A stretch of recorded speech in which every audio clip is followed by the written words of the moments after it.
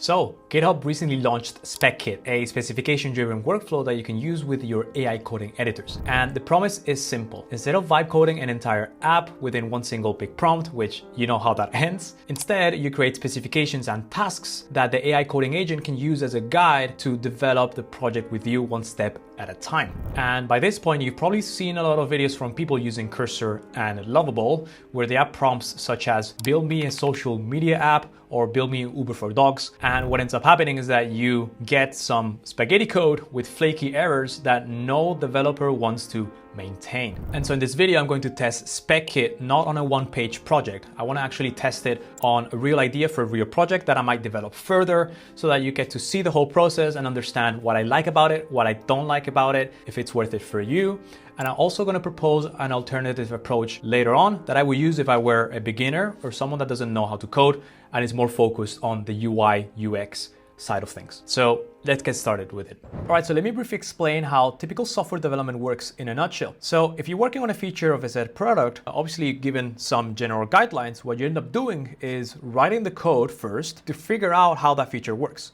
And once you figure out how it works, you're going to then document it so that yourself and other team members can follow along. Then you have spec-driven development, which essentially flips the whole equation around. So first, you're going to start by writing the entire specification for the entire product, step by step. So essentially this defines what you want to build in full detail. And this is especially good for AI coding agents because now we can build alongside them.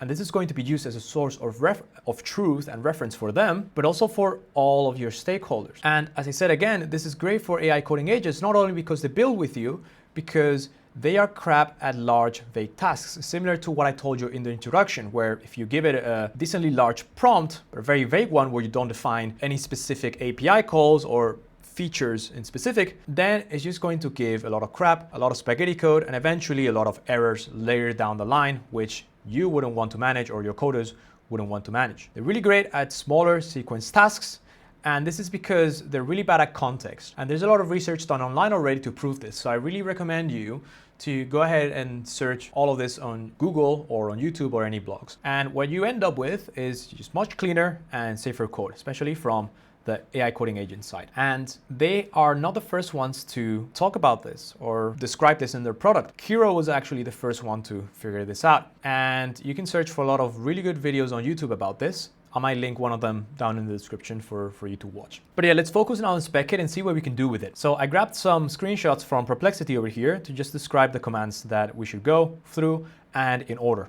So first, we should start with, after you've installed and started running SpecKit, you would do /specify, okay? And we will see this further, but this essentially describes the what and the why, okay? Give it a high level overview of the product, including any user journeys, any market that is going to serve. Maybe you have a description of the type of user that will use the product and everything that you can do to describe the what and why, okay?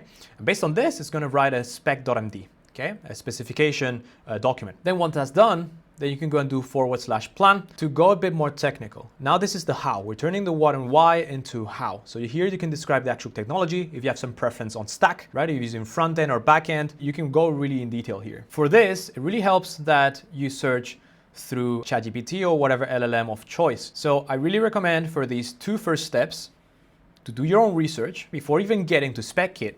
Do your own research and describe exactly what we have seen before. Do a long back and forth with ChatGPT until you exactly know what you want out of the product. And then from there, you can also describe the architecture. So you don't have to do it inside here. So I really recommend to do it outside, then get a .spec for this, right, out of ChatGPT or whatever, and then do the same, the prompt for this, /spec, and then the architecture would be the prompt for /plan, right, for the second part of SpecKit, the second command of SpecKit. And my mouse doesn't want to work. So let me neaten this up. My mouse is not working well. I'm gonna write it with my Mac cursor. Plan, there you go. And once you have this and you have a good overview on how this is gonna work, then that's when you can just paste it here and here. And I have done the same right below. Okay, I'll describe what I'm going to build as well. And once you have this, you might be a bit confused yet because you're just reading a lot of text. So what you can do is turn the architecture and the research into mermaid diagrams. Mostly the architecture, but you can turn this into mermaid diagrams. You can ask ChatGPT to create mermaid code. and then you can put it in a tool that transforms that mermaid code into a nice little diagram as you see over here, which explains, well, how this works visually, right? Some of you might be more of visual people. So this is why I'm recommending it for you to do it here.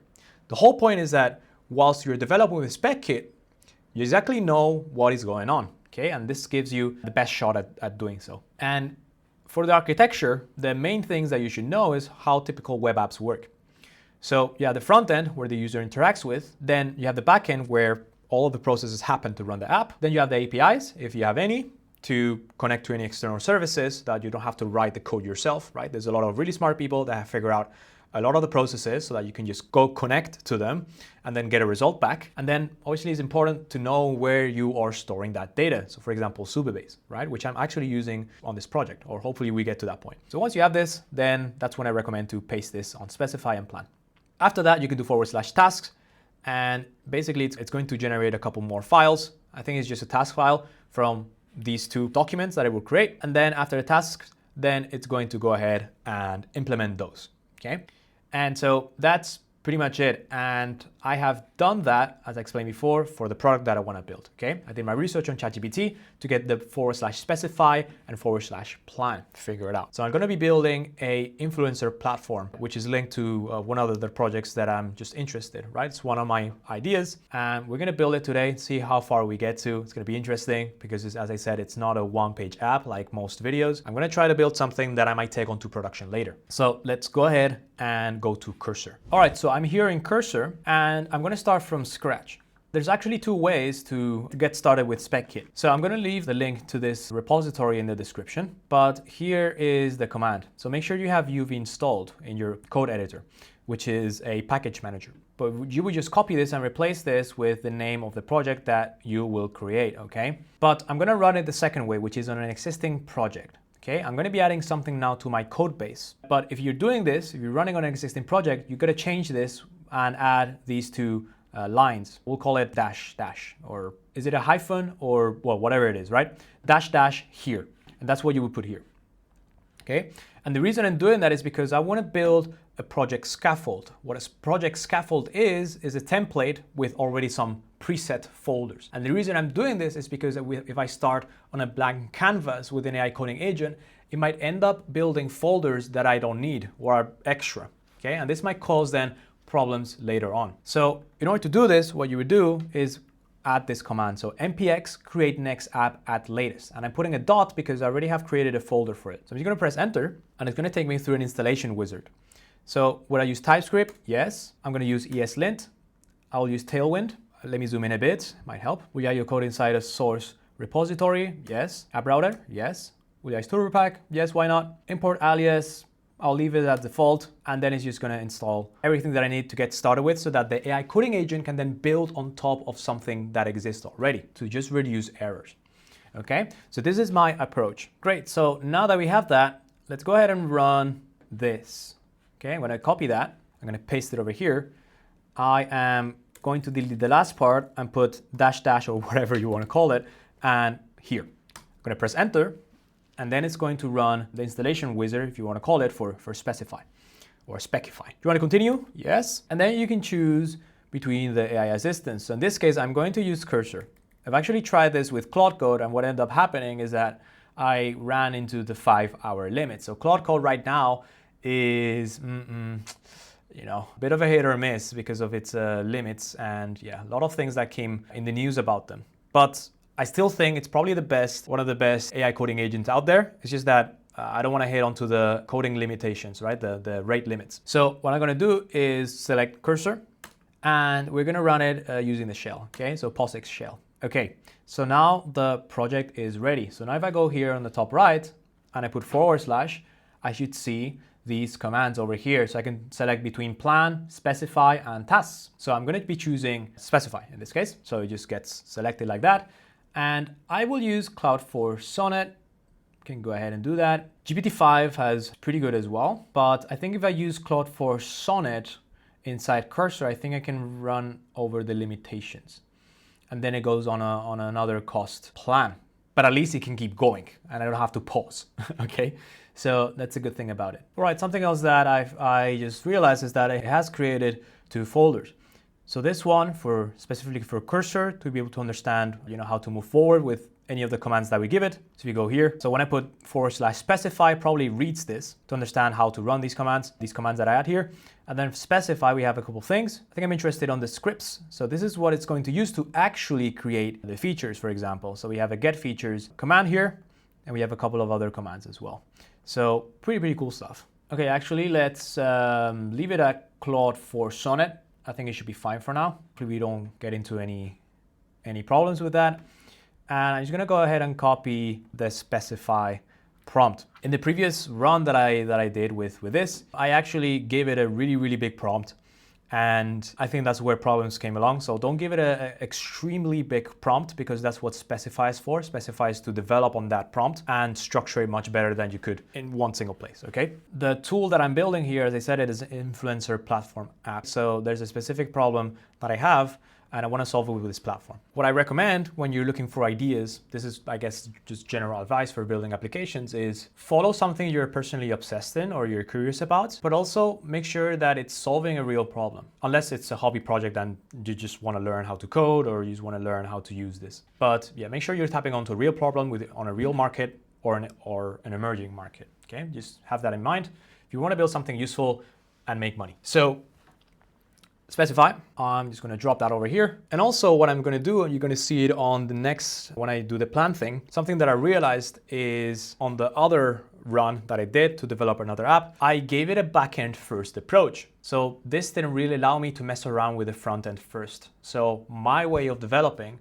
is to ideally see the front end as soon as possible, be able to develop or refine the user experience that way, and see if I should delete or add any features that the AI agent creates. And once I have that, then I can go ahead and develop the backend that is connected to those features in the front end, okay? So that's basically what I defined a bit more in the plan. So please do front end first approach, okay? You're gonna see it now in a second. Anyways, gonna paste that there. And ideally also you would look for pictures or for inspiration. So this is what I've added here. I added a couple of screenshots, from stuff from pages that I like, but also to describe user journey, okay?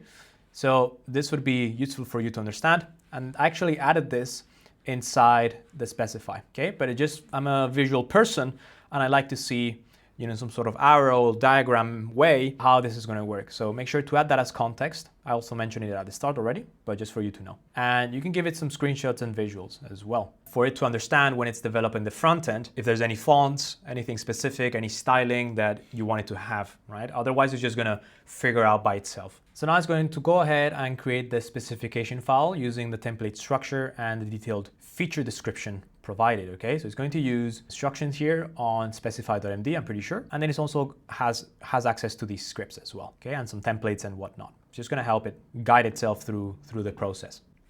Right, so we have created the feature already, and we have some functional requirements, entities, really good. I like the fact that it mentioned entities with relationships between each other, user scenarios, pretty good, and whatnot, okay? Cool, it's gonna keep everything. And the specification is now ready for the next phase of the development planning. So we can see here that it created a specs folder. Okay, we can have a look at the specs file and see what it has created. So I encourage you whenever it creates a file, especially when it's some sort of documentation or specification file, to have a look at it, okay? So let's have a look at it and let's see if it's accurate to what it's doing. I mean, the main problem that I'm going for is that I've heard a lot of people say that, first of all, brands don't know what it's fair to pay for creators, and also, there's a lot of issues that I actually put in this, but that's one of the main ones as well. And also to facilitate the process between, brands and influencers or creators to kind of shake hands and move forward with the partnership. So that's what I'm trying to do. But yeah, it's pretty cool. So content workflow, we have some management, functional requirements, pretty good. We have some edge cases as well, which I really like. I'm a big fan of, okay? I'm glad that I added this. So it's good to consider this. So code, again, it's hard. It's set in stone in some way, right? At least in a setup like this, right? We're writing using SpecKit. So it's gonna be writing everything from scratch. So it's already good to think in advance what might go wrong. So it's good that I added this. But anyways, I think it all looks good. And we're just gonna keep going. All right, so now I am going to go ahead and do / and then go on to plan, right? Let's just confirm that it's plan. Yes, it is plan. And then I am just going to paste the following. just paste it, okay? So there you go. So here you define, it's an Next.js app, okay, which you already made, but it's gonna just come up with that anyways. It's going to just look at the code base probably and say, oh, it's actually an Next.js app already. But yeah, we define the pages, really important. I think that's important. And I just added some mock data. So my approach here is to build UI, UX first, so that I can see something tangible that we can then iterate on. I wanna be able to iterate as much as possible, because although I like spec-driven development, I think it is better to do a hybrid approach, okay, where it's kind of specced out, but lightly, so that you can iterate, and also obviously front end first. Very, very, very important, especially for those people that are a bit more creative. This was part of what I explained at the start, kind of a different approach. It's not the whole thing. I will discuss the final idea with that alternative approach later on, because it's using other tools as well. But anyways, it's good to do UI UX first for people that are beginners or just design focused. But anyways, let's press enter and let's see what it creates. All right, so it's finished with it and it has created a couple of artifacts. So it has created plan.md research. Okay, so let's have a look at that. And it has also created a claude.md file listing what's, kind of an overview of the app. I think they've added the cursor, the ability to connect SpecKit to cursor really recently, so they might have not configured things properly. So maybe they forgot about this. I mean, if you go back, it's trying to run a command over here. Yeah, so it's expecting a claude.md file to read, but it actually not able to read or create it, and just added it anyways. So there seems to be some internal conflicts of some sort over here, but anyways, it should work because everything else is here. So if you open this, you can see some contracts file, pretty important as well. A data model, I think it's pretty important when you're dealing with databases, obviously. Relationships and how to define the tables. The plan, we already, this is the new thing as well that we get with this. So essentially the /plan command gets what you have added in as a prompt there with the technical stuff. And it also uses the first specify command to come up with a very technical overview. Okay, very, very technical and very, very descriptive as well. So that then the AI agent can follow through. Cursor can just have a look at it whenever needed. We have quick start, research as well. And I really like that it researched alternatives, which is not something that I see a lot. So this is really good, as I said before. Similar to the other thing that it added as well. I like when it considers alternatives and better approaches, and it just does that. I think it's great, especially when you have a very rigid approach such as this one. I think I'm happy with it, and now it's gonna go ahead and develop the tasks. So let's go ahead and go /. All right, so now what we can do is just ask it to, create the MVP as mentioned that we can test locally in the browser, okay? I wanna be able to test it locally in the browser before I host it anywhere. So let's go ahead and enter, and it's just gonna go ahead and create the tasks based on the previous documentation it has already created. So as I mentioned before, I really liked, so if we open the specs here, plan that it made, that it considers pretty much, how the backend and the front end is going to be created, and also other alternatives we might have not considered. So really, really powerful stuff. So let's run this, and it's going to go ahead and create the task for us. So I will come back once that's done. All right, so this was completed, and we have an overview of the task. So let's see where this is located. So it should be a task.md file under specs. Okay, in the same place. So task.md, cool. All right, let's have a look at it. So you see execution flow, path conventions, set up an infrastructure, pretty cool. Okay, so we see some critical tasks, some critical phases, must complete before. Okay, I really like that. And it goes all the way until task 48. And let's have a look what it says. Okay, mark P for simultaneous execution. Complete MVP with local development server. Okay, that's what we want.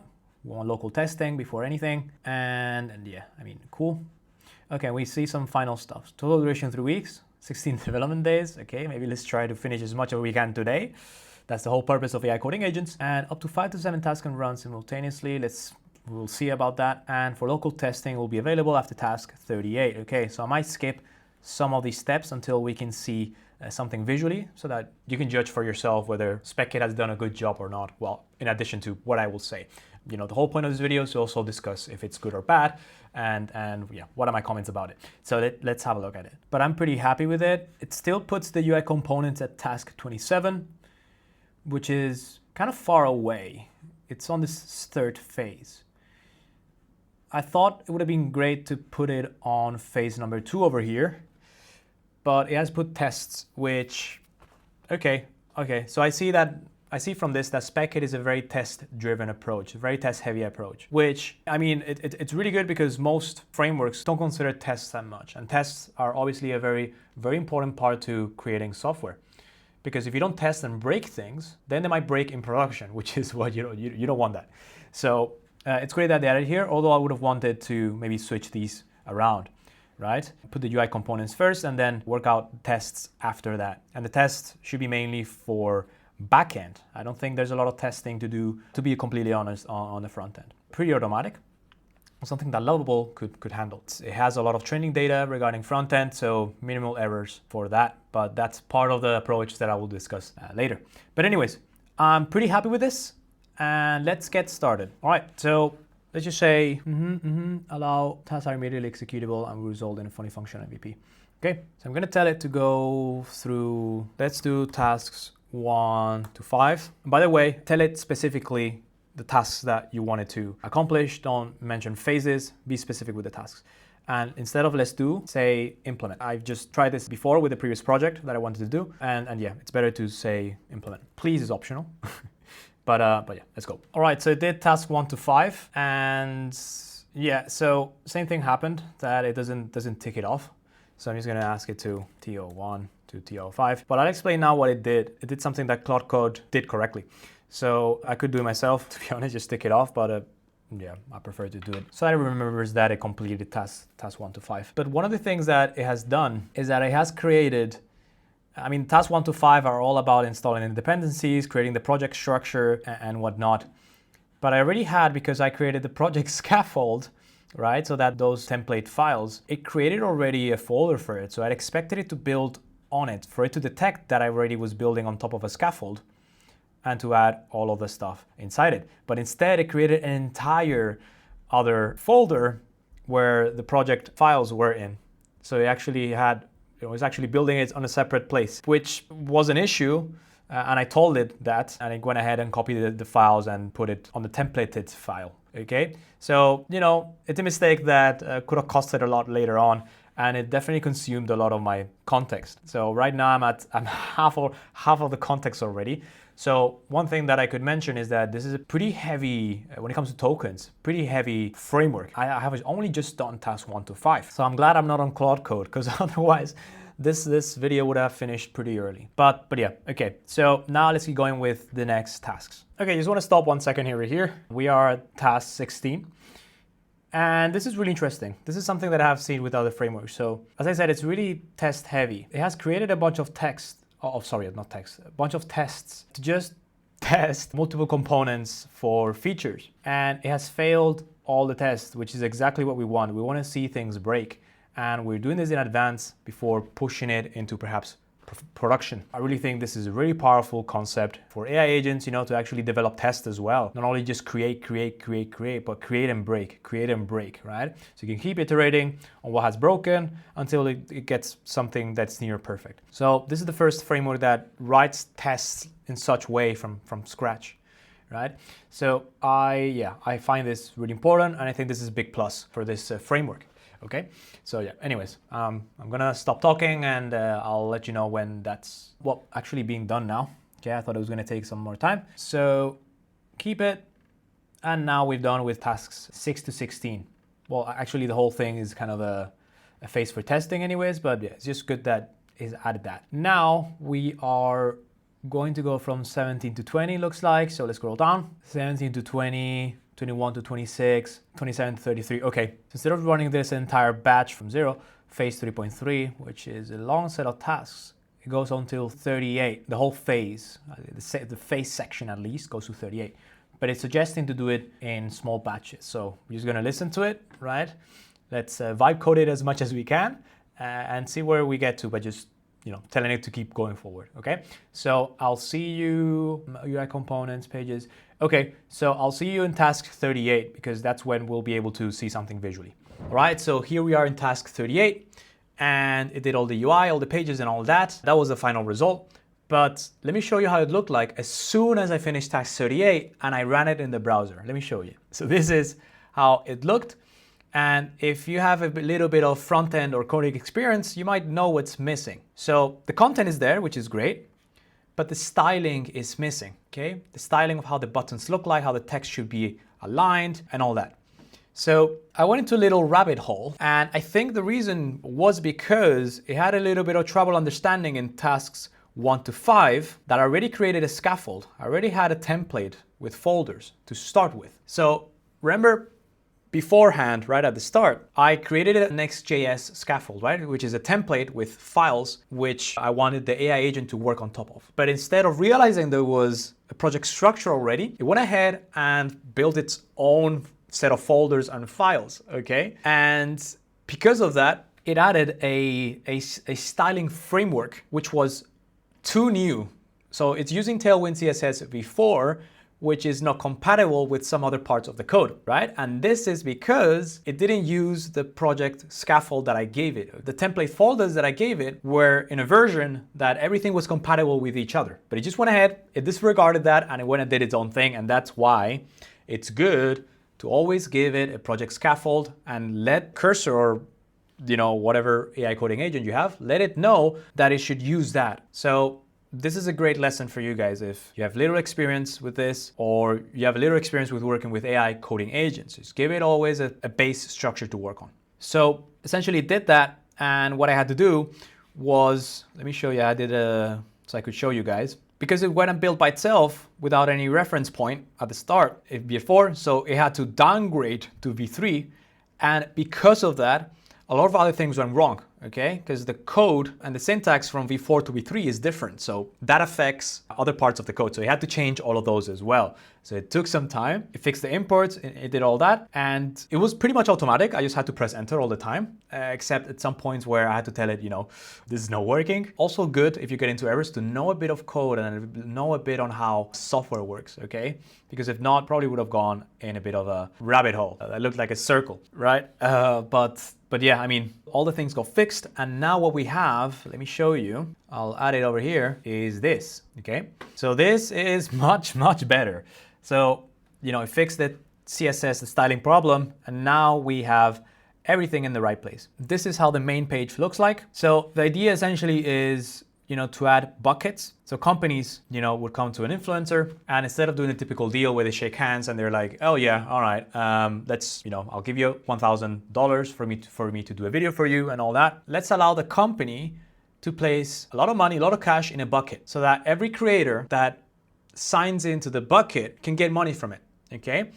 So this has a lot of benefits actually to putting stuff in such way. It means that the person that wants to promote their product through creators doesn't have to sign in a deal with a specific person, okay, for $5,000. They can put $5,000 in this bucket and they can start testing with multiple creators. So this is great for startups, for example, AI startups that don't have a lot of money and they want to put whatever they have and then creators step in. So it's essentially another way, another new method of doing influencer marketing, right? Assigning buckets, having companies assign buckets, and then people, creators, if they like the company or the campaign that they're running, to chip in that bucket, create videos for them, and if they make views, well, they can get money from that bucket, right? You think about it as a sort of a challenge or whatever. So let's see here, we can create our new bounty. And by the way, the project is pretty complex. I haven't checked this part, so this is interesting. So this is for the platform owner, not the platform owner, sorry, for the company, right, that wants to promote their product or service. So I partnered with Hostinger before, and probably this, I could put, I don't know, let's say NA10 challenge. Brand name, Hostinger, okay, let's make this company up. And the campaign description, describe what you want creators to do. So the goal of this campaign is to let people know about the latest release of the new VPS, to install NA10 in the easiest manner, to run in the easiest and cheapest manner. Shout out to Hostinger. They're not sponsoring this, but yeah.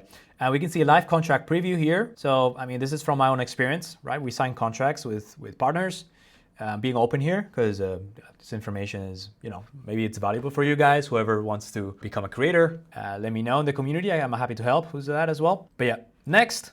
Oh, this works as well, so this is great. And I like the highlights. Pretty cool, man. And this came only from a spec prompt and a plan prompt, right? Only from that, we've done all of this. I'll show you everything, actually. So this is pretty impressive. So base payout. Okay, so the base payout, base per creator. Okay, so we need to add a base per creator. So this is not actually how I had it planned. And I see there's a problem. Oh, okay, we got a slider thing, didn't add that. Okay, so you see there's a problem with the way I can add the numbers, so that's a bit deceiving for the user, a UX problem. So the base per creator, let's say it's 1,000, total bonus pool is 1,000. So, okay, so I guess I didn't explain myself very well in the specification, but my idea was to just get paid, based on performance. So per view, you have a reward in dollars per view that you get, and the person can define that, right? The company can define that. So this is a bit different. So I guess this means that if you have signed up to the bounty, which is how I'm calling it, right? The challenge, the influencer partnership challenge or whatever, where everybody can chip in, you get a base payout, right? So as soon as you sign in, you get $300. Great. The additional pool split among performers, okay, that's 40,000, right? So this is going to be split among performers based on KPIs. Great. Okay, there's a deadline. Great. Let's see if this works. Okay, this works as well. Pretty good. I'm very happy with that. So a lot of people always show you one-page apps, like a random marketplace with only one page. But I'm really showing you how you can take these things to production, right? More production-ready applications. I know this is still an MVP and a prototype, and I'm doing it locally, but this is how a real app would look like. And I'm showing you this. I don't know if a lot of people are showing you this now, how to use these tools like SpecKit to take it to this level. So yeah, if you're liking the content, please subscribe and like it, and yeah, let me know if you have any other suggestions. But bonus tracking period, how long to track KPIs for bonus calculation? Okay, yeah, sure. I think 30 days is good. Usage rights window. Okay, I guess that's for the company. We can add in a reference video. Okay, fair enough. By the way, I did not have much of a clue. I think I defined it back on the spec and I don't remember what I added, but this looks very good. Requirements, yeah, of course. Oh, and it gets changed here. Really cool. I just realized. Amazing. Yeah. Add another requirement. Tech reviews experience must be subscribed to Frank Nillard, and yeah, whatever. If I put here, where does this appear? Okay, this doesn't appear here, but we can see that it's creating the live contract for me. Okay, great. Quick tips, set competitive payouts. Oh, this is really good, man. I'm really happy with this. I might push this to production, actually. Sorry if you guys have the same idea. View cap for bonus calculation, 100,000 maximum views counted. Oh, okay. No, that's good. So if you have more than 100,000 views, otherwise, I guess this means that if you're a really big influencer with like 1 million views, if you step in, then you can pretty much get all the bucket and leave the other ones without any money. So this is great. Set it at 50,000. Okay, there's a problem with a selection. 50,000 views. Oh, and that's also automatically the commas. 50 million. 50,000 is good. Public directory, next. Campaign summary, base payout, bonus pool, must be subscribed. Okay, recreate the bounty. Okay. So we get an overview, and okay, people already submitted. I mean, this is all dummy data, right? So if you want to test a web app and then you want to connect it, later to a database or something, it's really important that you set mockup data. Okay. Because that means that you probably remember from N8N, right? You can set up mockup data. I mean, you have to anyways for N8N. It's a very simple application or an automation. Then you can remove the mock data if you put in it as I guess the best example is in N8N, you're setting up an edit field to set some variables. You want to test it out first. So you set something in stone, right? An actual value you type in. And later on, you probably want to remove that and set a dynamic variable, okay? So this is the same thing. So if you're a beginner, obviously, it might be clear for you as a beginner to understand this. But if you add mock data, then that means that you can replace it easily and add a dynamic variable, which is going to link to your database, for example. So this is why it's really important to add mock data to your prototypes. Cool. Okay, we add a hook as well. I'm not sure if that's really necessary, but yeah, there you go. So we can submit the draft. Draft notes, no notes, submit draft. Part of the logic is not there yet. Apply to bounty. Okay, well, I mean, I'm pretty happy with that. Obviously, there's a lot of things to fix. Does it appear here? It doesn't appear here. Okay, that's completely fine. It's probably a database issue now. We got filters. Filters work. It's by brand, by payout, duration, pretty good. And it does the filtering. Filtering works. This is the reason, okay? So I left it at, where's my beautiful cursor? All right, so this is the reason why I like doing a front-end first approach before implementing the actual stuff. Okay, so what I mean by actual stuff, I mean, well, do we actually have stuff here? Well, this is testing, polish and validation. Okay, I mean, for a lot, this is an MVP, but for a proper project, I probably would have added more tasks, which would have been like integrating with Supabase and integrating with YouTube. Okay, and if that was the case, then yeah, this is perfect. Okay, this is perfect because I can test things out. I can make sure the user journey is correct, everything works, and if it doesn't, I can just like, oh, okay, there's no filters for that. This seems like a filter doesn't work. If I put 1,500, okay. So it's not a cumulative filter, where if I keep adding numbers, but if I put 1,500, okay, so that works. Filters seem to work. But yeah, what I was saying before, I can change things. And obviously if I change things in the front end without a back end, then I don't have to change the back end. That makes sense, right? If I develop the backend first and then the front end, then if I want to change anything in the front end, I have to change the backend as well. And then it becomes very messy, especially if you're using coding agents from, well, as a non-coder or as a beginner or as a designer, okay? So obviously if you're a programmer, it doesn't matter. You already know how to fix this and already know your workarounds, and you probably have a plan outside of Cursor. But just for you to understand when it's good to do it this way and when you might not want to. Okay, so any duration, okay, this is good. So let's browse bounties. We're here already. So we have the landing page. Oh, okay, carries me to bounties. Let's go back, just want to check. All right, okay, so joining as a creator. We got social links. Okay, so this would be, probably would need a little bit of fix. But then again, if you want to do it properly, I suggest that you plan it out elsewhere. Okay, I'll come back to it at the end.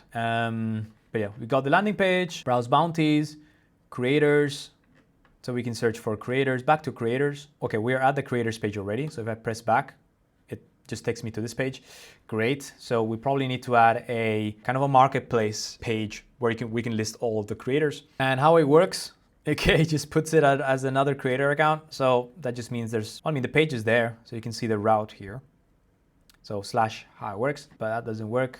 Contact, we can contact them, start a brief, rates. So you can set a bounty to them. Right, so some things are not clear, which is obviously part of your thing to clarify this. Settings, settings, it puts it as a user. The pages are there though, so all that we need is to change the route, change the design of it. We can just tell Cursor, hey, the dashboard actually shows the same page as the creators page. And for the creators page, there's actually no listings. It's just showing a specific creator. So as I said, you can start refining and you can get there.